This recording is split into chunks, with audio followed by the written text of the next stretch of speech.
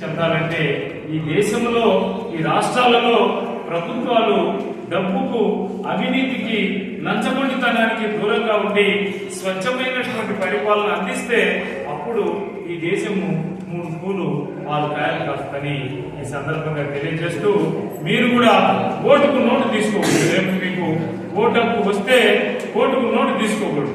నా visiting card ఏంటంటే ఓటుకు నోటు వద్దు, ప్రజాస్వామ్యం వర్ధిల్లాలి, 100% పోలింగ్ జరగాలని చెప్పి నా విజిటింగ్ కార్డు యొక్క సింబల్ గుర్తు అనమాట.